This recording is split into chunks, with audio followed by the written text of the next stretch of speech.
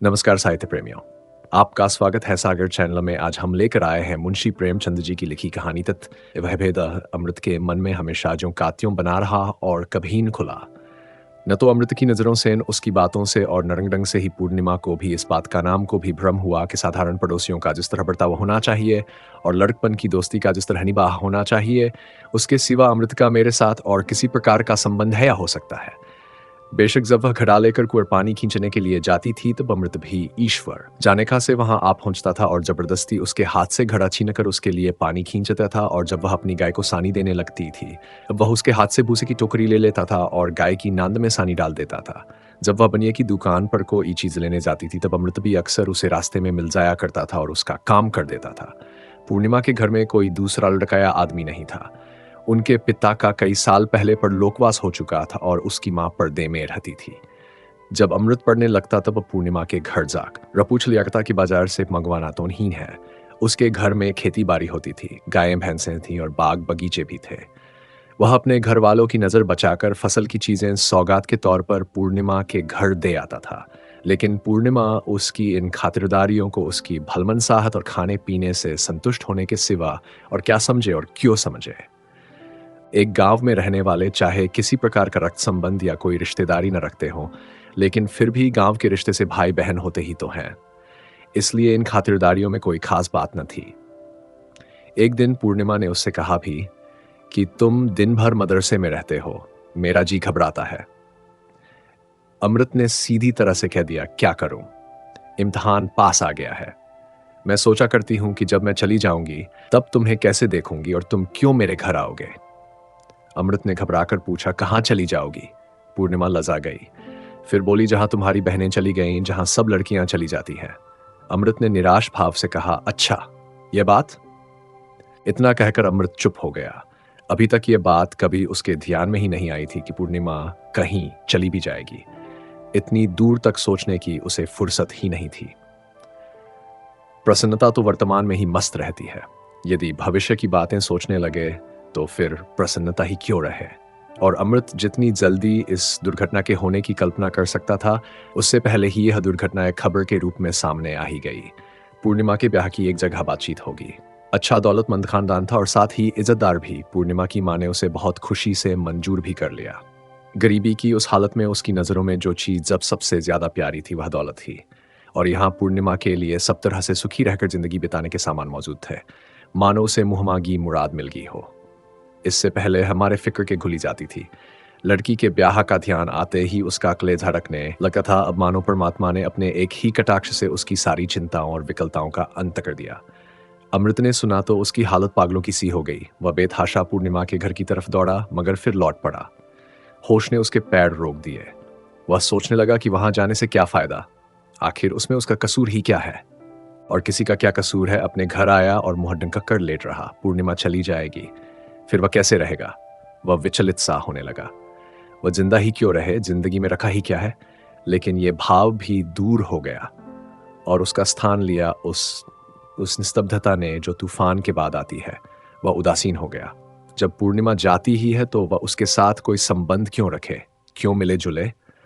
और अब पूर्णिमा को उसकी परवाह ही क्यों होने लगी। और परवाह थी ही कब, वह आप ही उसके पीछे कुत्तों की तरह दुम हिलाता रहता था। पूर्णिमा ने तो कभी बात भी नहीं पूछी। और अब उसे क्यों ना अभिमान हो, एक लखपति की स्त्री बनने जा रही है। शौक से बने, अमृत भी जिंदा रहेगा, मरेगा नहीं। यही इस जमाने की वफादारी की रस्म है। लेकिन यह सारी तेजी दिल के अंदर ही अंदर थी और निरर्थक थी। भला उसमें इतनी हिम्मत कहाँ थी कि जाकर पूर्णिमा की मां से कह दे कि पूर्णिमा मेरी है और मेरी ही रहेगी। गजब हो जाएगा, गांव में आफत मच जाएगी। ऐसी बातें न गांव की कहानियों में कभी सुनी है और न देहातों में कभी देखी है। और पूर्णिमा का यह हाल था कि दिन भर उसका रास्ता देखा करती थी। वह सोचती थी कि क्यों मेरे दरवाजे से होकर निकल जाता है और क्यों अंदर नहीं आता। कभी रास्ते में मुलाकात हो जाती है तो मानो उसकी परछाई से भागता है। वह पानी की कलसी लेकर कुएं पर खड़ी रहती है और सोचती है कि वह आता होगा, लेकिन वह कहीं दिखाई ही नहीं देता। एक दिन वह उसके घर गई और उससे जवाब मांगा। उसने पूछा, तुम आजकल आते क्यों नहीं। बस उसी समय उसका गला भर आया। उसे याद आ गया कि अब वह इस गांव में थोड़े ही दिनों की मेहमान है। लेकिन अमृत चुपचाप ज्यों का त्यों बैठा रहा। लापरवाही से उसने सिर्फ इतना कहा, इम्तिहान पास आ गया है। फुर्सत नहीं मिलती। फिर कुछ ठहरकर उसने कहा, सोचता हूं कि जब तुम जा ही रही हो, वह कहना ही चाहता था कि तो फिर अब मोहब्बत क्यों बढ़ाऊं।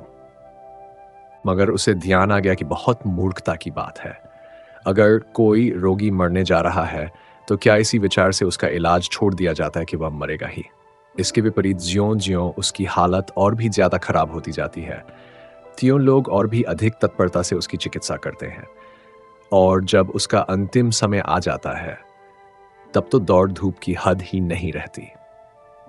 उसने बात का रुख बदलकर कहा, सुना है वह लोग भी बहुत मालदार है। पूर्णिमा ने उसके ये अंतिम शब्द सुने ही नहीं या उनका जवाब देने की जरूरत नहीं समझी। उसके कानों में तो जवाब का पहला हिस्सा गूंज रहा था। उसने बहुत ही दुखपूर्ण भाव से कहा, तो इसमें मेरा क्या कसूर है? मैं अपनी खुशी से तो जा नहीं रही हूं, जाना पड़ता है इसलिए जा रही हूं। यह कहते कहते मारे लज्जा के उसका चेहरा लाल हो गया। जितना उसे कहना चाहिए था, शायद उससे ज्यादा वह कह गई थी। मोहब्बत में भी शतरंज की सी चालें होती हैं। अमृत ने उसकी तरफ इस तरह देखा कि मानो वह इस बात की जांच करना चाहता है कि इन शब्दों में कुछ अर्थ भी है या नहीं। क्या अच्छा होता कि उसकी आंखों में आर पार देखने की शक्ति होती। इस तरह तो सभी लड़कियां निराश भाव से बात करती हैं, मानो ब्याह होते ही उनकी जान पर आ बनेगी। मगर सभी लड़कियां एक न एक दिन अच्छे अच्छे गहने और कपड़े पहनकर और पालकी में बैठकर चली जाती हैं। इन बातों से उसको कोई संतोष नहीं हुआ। फिर डरते डरते बोला, तब तो मेरी याद क्यों आएगी? उसके माथे पर पसीना आ गया। उसे ऐसी बेडब शर्मिंदगी हुई कि जी चाहा कि कमरे से बाहर भाग जाऊं। पूर्णिमा की ओर देखने की हिम्मत भी नहीं हुई, कहीं वह समझ न गई हो। पूर्णिमा ने सिर झुकाकर मानो अपने दिल से कहा, तुम मुझे इतना निर्मोही समझते हो? मैं बेकसूर हूं और मुझसे रूठते हो। तुम्हें इस समय मेरे साथ सहानुभूति होनी चाहिए थी। तुम्हें उचित था कि तुम मुझे डारस देते, और तुम मुझसे तने बैठे हो। तुम ही बतलाओ कि मेरे लिए और कौन सा दूसरा रास्ता है। जो मेरे अपने हैं वही मुझे गैर के घर भेज रहे हैं। वहां मुझ पर क्या बीतेगी, मेरी क्या हालत होगी? क्या यही गम मेरी जान लेने के लिए काफी नहीं है, जो तुम उसमें अपना गुस्सा भी मिलाए देते हो? उसके गला फिर भर आया। आज पूर्णिमा को इस प्रकार दुखी और उदास देखकर अमृत को विश्वास हो गए कि इसके अंदर भी एक छिपी हुई वेदना है। उसका ओछापन और स्वार्थपरता मानो कालिक बनकर उसके चेहरे पर चमकने लगी। पूर्णिमा के इन शब्दों में पूरी सत्यता थी, और साथ ही कितनी फटकार और कितना अपमान भी भरा हुआ था। जो पराये हों उनसे शिकायत ही क्यों करे? अवश्य ही ऐसी अवस्था में उसे पूर्णिमा को ढाढ़स दिलाना चाहिए था। यह उसका कर्तव्य उसे बहुत प्रसन्नता के साथ पूरा करना चाहिए था। पूर्णिमा ने प्रेम का एक नया आदर्श उसके सामने रख दिया था, और उसका विवेक इस आदर्श से बचकर नहीं निकलने देता था। इसमें संदेह नहीं कि प्रेम भी एक स्वार्थ त्याग है, परंतु बहुत बड़ा और जिगर को जलाने वाला है। उसने लज्जित होकर कहा, माफ करो पूर्णिमा, मेरी भूल थी, बल्कि बेवकूफ़ी थी। पूर्णिमा का ब्याह हो गया। अमृत जीजान से उसके ब्याह के प्रबंध में लगा रहा। दूल्हा अधेड़ था, तोदल और भोंडा था, और साथ ही बहुत घमंडी और बदमिजाज भी था। लेकिन अमृत ऐसी तत्परता से उसकी खातिरदारी कर रहा था कि मानो वह कोई देवता हो और उसकी एक ही मुस्कुराहट उसे स्वर्ग में पहुंचा देगी। पूर्णिमा के साथ बातचीत करने का अमृत को अवसर ही नहीं मिला, और नो उसने अवसर निकालने का कोई प्रयास किया। वह पूर्णिमा को देखता तब वह रोती ही रहती थी, और अमृत आंखों की जबान से जहां तक हो सकता था, बिना कुछ कहे ही उसे जितना डाढ़स और तसल्ली दे सकता था वह देता था, और उसके प्रति सहानुभूति दिखलाता था। तीसरे दिन पूर्णिमा रो धोकर ससुराल विदा हो गई। अमृत ने उसी दिन शिवजी के मंदिर में जाकर परम निष्ठा तथा भक्ति से भरे हुए दिल से प्रार्थना की कि पूर्णिमा सदा सुखी रहे।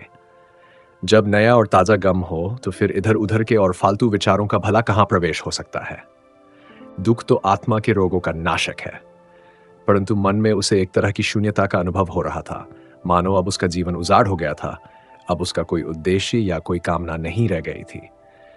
3 बरस बाद पूर्णिमा फिर मैके आई। इस बीच में अमृत का भी ब्याह हो गया था, और जीवन का जुआ गर्दन पर रखे हुए लकीर पीटता चला जा रहा था।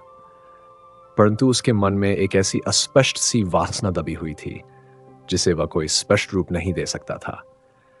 वह वासना थर्मामीटर के पारे की तरह उसके अंदर सुरक्षित थी। अब पूर्णिमा ने आकर उसमें गर्मी पैदा कर दी थी, और वहां पारा चढ़कर सरसाम की सीमा तक जा पहुंचा था। उसकी गोद में 2 बरस का एक प्यारा सा बच्चा था। अमृत उस बच्चे को दिन रात मानोगले से बांधे रहता था। वह सवेरे और संध्या उसे गोद में लेकर ठहरने जाया करता था और उसके लिए बाजार से तरह तरह के खिलौने और मिठाइयाँ लाया करता था। सवेरा होते ही उसके जलपान के लिए हलवा और दूध लेकर पहुंचा जाता। उसे नहलाता धुलाता और उसके बाल साफ करता था। उसके फोड़े फुंसियां धोकर उन पर मलहम लगाता था। ये सभी सेवाएं उसने अपने जिम्मे ले ली थीं। बच्चा भी उसके साथ इतना हिल गया था कि पल भर के लिए भी उसका अगलान छोड़ता था। यहाँ तक कि भी कभी उसी के पास सो भी जाता था और पूर्णिमा के आकर बुलाने पर भी उसके साथ नहीं जाता था। अमृत पूछता, तुम किसके बेटे हो? बच्चा खाता टुमाले। अमृत मारे आनंद के मतवाला होकर उसे गले से लगा लेता था। पूर्णिमा का रूप अब और भी निखर हो गई थी। अब उसके स्वभाव में अहमता और अभिमान आ गया था और साथ ही बनाव सिंगार से प्रेम भी हो गया था। सोने के गहनों से सजकर और रेशमी साड़ी पहनकर अब और भी अधिक आकर्षक हो गई थी और ऐसा जान पड़ता कि मानो वह अमृत से को बचना चाहती है। बिना कोई विशेष आवश्यकता हुए उससे बहुत कम बोलती है और जो कुछ बोलती भी है वह इस ढंग से बोलती है कि मानो अमृत पर कोई एहसान कर रही है। अमृत उसके बच्चे के लिए इतनी जान देता है और उसकी फरमाइशों को कितने शौक से पूरा करता है, लेकिन ऊपर से देखने पर यही जान पड़ता था कि पूर्णिमा की निगाहों में उसकी इन सब सेवाओं का कोई मूल्य ही नहीं था। मानो सेवा करना अमृत का कर्तव्य ही है और वह कर्तव्य उसे पूरा करना चाहिए। इसके लिए वह किसी प्रकार के धन्यवाद या कृतज्ञता का अधिकारी नहीं है। जब जब बच्चा रोता है तब वह उसे धमकाती है कि खबरदार, रोना नहीं, नहीं तो मामा जी तुमसे कभी न बोलेंगे। और इतना सुनते ही बच्चा चुप हो जाता है। जब उसे किसी चीज की जरूरत होती है तब वह अमृत को बुलाकर मानो आज्ञा के रूप में उसे कह देती है और अमृत भी तुरंत उस आज्ञा का पालन करता है, मानो वह उसका गुलाम हो। और वह भी शायद यही समझती है कि मैंने अमृत से गुलामी का पट्टा लिखा लिया है। 6 महीने मैके रहकर पूर्णिमा फिर ससुराल चली गई। अमृत उसे पहुंचाने के लिए स्टेशन तक आया था। जब वह गाड़ी में बैठ गई तब अमृत ने बच्चा उसकी गोद में दे दिया। अमृत की आंखों से आंसू की बूंद टपक पड़ी और उसने मुंह फेर लिया और आंखों पर हाथ फेरकर आंसू पोंछ डाला। पूर्णिमा को अपने आंसू कैसे दिखलाए, क्योंकि उसकी आंखें तो बिल्कुल खुश्क थीं, लेकिन फिर भी उसका जी नहीं मानता था। वह सोचता था कि न जाने अब फिर कब मुलाकात हो। पूर्णिमा ने कुछ अभिमान के साथ कहा, बच्चा कई दिन तक तुम्हारे लिए बहुत हुड़केगा। अमृत ने भरे हुए गले से कहा, मुझे तो उम्र भर भी इसकी सूरत नहीं भूलेगी। कभी कभी एकाध पत्र तो भेज दिया करो। भेजूंगा, मगर मैं जवाब नहीं दूंगी, यह समझ लो। मत देना, मैं मांगता तो नहीं, मगर याद रखना। अमृत उसकी खिड़की की ओर देखता रहा। गाड़ी के कोई एक फड़ निकल जाने पर उसने देखा कि पूर्णिमा ने खिड़की से सिर निकालकर उसकी तरफ देखा और फिर बच्चे को गोद में लेकर उसे जरा सा दिखला दिया। अमृत का हृदय उस समय उड़कर पूर्णिमा के पास पहुंच जाना चाहता था। वह इतना प्रसन्न है कि मानो उसका उद्देश्य सिद्ध हो गया हो। उसी वर्ष पूर्णिमा की मां का देहांत हो गया। पूर्णिमा उस समय सफर में थी। वह अपनी मां को अंतिम समय न देख सकी। जहां तक हो सकता लायक था, अमृत ने पहले तो उसकी पूरी चिकित्सा की और उसके मर जाने पर उसका क्रियाकर्म भी कर दिया। ब्राह्मणों को भी और बिरादरी वालों को भी भोजन कराया, मानो स्वयं उसी की मां मर गई हो। स्वयं उसके पिता का देहांत हो ही चुका था, इसलिए वह आप ही अपने घर का मालिक हो गया था। कोई उसका हाथ पकड़ने वाला नहीं था। पूर्णिमा अब किस नाते से मैके आती, और फिर अब उसे इतनी फुर्सत कहां थी? अपने घर की मालकिन थी। घर किस पर छोड़कर आती? उसे 2 बच्चे और भी हुए। पहला लड़का बड़ा होकर स्कूल में पढ़ने लगा। छोटा देहात के मदरसे में पढ़ता था। अमृत साल में एक बार नाई को भेजकर उन सब की खैर सल्ला मंगा लिया करता था। पूर्णिमा सब प्रकार से सुखी और निश्चिंत है और उसकी तसल्ली के लिए इतना ही काफी था। अमृता के लड़के भी सयाने हो गए थे। वह घर गृहस्थी की चिंताओं में फंसा रहता था। फिर उसकी उम्र भी 40 से आगे निकल गई थी, परंतु फिर भी पूर्णिमा की स्मृति अभी तक उसके हृदय की गंभीर भाग में सुरक्षित थी। अचानक एक दिन अमृत ने सुना कि पूर्णिमा के पति का देहांत हो गया, परंतु आश्चर्य यह था कि उसे कोई दुख नहीं हुआ। वह यो ही अपने मन में यह निश्चय कर बैठा था कि इस खबीस बुड्ढे के साथ पूर्णिमा का जीवन कभी ईश्वरिया के योग्य नहीं हो सकता। कर्तव्य की विवशता और पतिव्रत धर्म के पालन के विचार से उसने कभी अपना हार्दिक कष्ट प्रकटहीन किया था, परंतु यह असंभव है किसी भी प्रकार के सुख और निश्चिंता के रहते हुए उस घृणित व्यक्ति के साथ उसे कोई विशेष प्रेम रहा हो। यह तो भारतवर्ष ही है जहां ऐसी अप्सराएं ऐसे अयोग्य कुपात्रों के गले बांध दी जाती हैं, और नहीं तो ये पूर्णिमा किसी दूसरे देश में होती। तो उस देश के नवयुवक उस पर निछावर हो जाते। उसकी मरी वासनाएं फिर जीवित हो गईं। अब उसमें वह पहले वाली झिझक नहीं है और न उसकी जबान पर वह पहले वाली मौन की मोहर ही है। और फिर पूर्णिमा भी अब स्वतंत्र है। अवस्था के धर्म ने अवश्य ही उसे अधिक दयालु बना दिया होगा। वह शोखी, अलहड़पन और लापरवाही तो कभी की विदा हो चुकी होगी। उस लड़कपन की जगह अब उसमें अनुभवी स्त्रियों की वे सब बातें आ गई होंगी जो प्रेम का आदर करती हैं और उसकी इच्छुक होती हैं। वह पूर्णिमा के घर मातम पुरसी करने जाएगा और उसे अपने साथ ले आएगा और जहां तक हो सकेगा उसकी सेवा करेगा। अब पूर्णिमा के केवल सामीप्य से ही उसका संतोष हो जाएगा। वह केवल उसके मुंह से यह सुनकर ही हार्दिक संतोष प्राप्त करेगा कि वह भी उसे याद करती है, अब भी उसे वही बचपन का सा प्रेम करती है।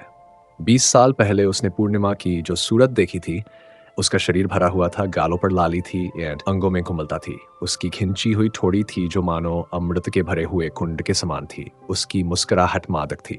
बस उसका भी रूप अब भी बहुत ही थोड़े परिवर्तन के साथ उसकी आंखों में समाया हुआ था और वह परिवर्तन उस एकांत की आंखों में उसे और भी अभिजान पर्दे पे लगा था। अवश्य ही समय की प्रगति का उस पर कुछ न कुछ प्रभाव होगा, परंतु पूर्णिमा के शरीर में किसी ऐसे परिवर्तन की वह कभी कल्पना भी नहीं कर सकता था जिससे उसकी मनोहरता में कोई अंतर आ जाए। और अब वही प्रतिरूप का उतना अधिक इच्छुक भी जितना उसके मधुर वचनों का भूखा था। वह उसकी प्रेमपूर्ण दृष्टि और उसके विश्वास का ही विशेष इच्छुक था। अपने पुरुषोचित आत्माभिमान के कारण कदाचित वह हबी समझता था कि वह पूर्णिमा की अतपत प्रेम भावना को अपनी नाजबरदारियों और प्रेम के आवेश से सुरक्षित रखेगा और अपनी पिछली भूल चूक का मार्जन कर डालेगा। संयोग से पूर्णिमा स्वयं ही एक दिन अपने छोटे बच्चे के साथ अपने घर आ गई। उसकी एक विधवा मौसी थी जो उसकी माँ के साथ ही अपने वैधव्य के दिन काट रही थी। वह भी तक जीती थी। इस प्रकार वह सुनाकर फिर से बस गया। जब अमृत ने समाचार सुना तो वह बड़े शौक से मानो मदमत्त होकर उसके घर की तरफ दौड़ा। वह अपने लड़कपन और जवानी की मधुर स्मृतियों को अपने मन की जोली में अच्छी तरह संभालता हुआ ले जा रहा था। उस समय उसकी अवस्था ठीक उस छोटे बच्चे के समान थी जो अपने हमजोली को देखकर उसके साथ खेलने के लिए टूटे फूटे खिलौने लेकर दौड़ पड़ता है। लेकिन उसकी सूरत देखते ही उसका सारा शौक और सारी सारुंग मनोबुत्सी की वनी स्तब्ध होकर खड़ा रह गया। पूर्णिमा उसके सामने आकर सिर झुकाकर खड़ी हो गई। सफेद साड़ी के घूंघट से आधा मुंह छिपा हुआ था लेकिन कमर झुक गई थी। बाहें सूत सी पतली, पैर के पिछले भाग की रगें उभरी हुई आंसू बह रहे थे और चेहरे का रंग बिल्कुल पीला पड़ गया था, मानो कफन में लपेटी हुई लाश खड़ी हो। पूर्णिमा की मौसी ने आकर कहा, बैठो बेटा। देखते हुए इसकी हालत सूखकर कांटा हो गई है। एक क्षण को भी आंसू नहीं थमते। सिर्फ एक समय सूखी रोटियां खाती है और किसी चीज से मतलब नहीं। नमक छोड़ दिया है, घी दूध सब त्याग दिया है, बस रूखी रोटियों से काम। इस पर आए दिन व्रत रखती है, कभी एकादशी, कभी इतवार और कभी मंगल। एक चटाई बिछाकर जमीन पर सोती है। घड़ी रात रहे उठकर पूजा पाठ करने लगती है। लड़के समझाते हैं मगर किसी की नहीं सुनती। कहती है कि जब भगवान ने सुहागी उठा लिया तो फिर सब कुछ मिथ्या है। जी बहलाने के लिए यहां आई थी, मगर यहां भी रोने के सिवा दूसरा काम नहीं। कितना समझाती हूं कि बेटी, भाग्य में जो कुछ लिखा था वो हुआ। अब सब्र करो। भगवान ने तुम्हें बाल बच्चे दिए हैं, उनको पालो। घर में ईश्वर का दिया सब कुछ है, चार को खिलाकर खा सकती हो। मन पवित्र होना चाहिए, शरीर को दुख देने से क्या लाभ। लेकिन सुनती ही नहीं। अब तुम समझाओ तो शायद माने। अमृत ऊपर से देखने में तो निस्तब्ध, परंतु अंदर हृदय विदारक वेदना छिपाए हुए खड़ा था। मानो जिस नींव पर उसने जिंदगी की इमारत खड़ी की थी वह हिल गई हो। आज उसे मालूम हुआ कि जन्म भर उसने जिस वस्तु को तथ्य समझ रखा था वह वास्तव में मृग तृष्णा थी अथवा केवल स्वप्न था। पूर्णिमा के इस विकटात्म संयम और तपस्वियों के से आचरण के सामने उसकी समस्त वासना और प्रेम की उमंगों का नाश हो गया था और उसके जीवन का यह आदत है आकर उपस्थित हो गया था कि दिन में मिट्टी को देवता बनाने की शक्ति है तो मनुष्य को देवता बनाने की शक्ति है। पूर्णिमा उसी गणित मनुष्य को देवा बनाकर उसकी पूजा कर रही थी। उसने शांत भाव से एक हाथ पसवनी को हम जैसे स्वार्थी लोग कैसे समझाते है मौसी, हम लोगों का कर्तव्य इसके चरणों पर सिर झुकाना है, इसे समझाना नहीं। पूर्णिमा ने मुंह पर का घूंघट हटाते हुए कहा, तुम्हारा बच्चा तुम्हें अभी तक पूछा करता है। यदि इस प्रस्तुति ने आपके हृदय को स्पर्श किया हो तो कृपया इस वीडियो को लाइक करें, कमेंट करें और साहित्य सागर चैनल को सब्सक्राइब करना न भूलें। धन्यवाद।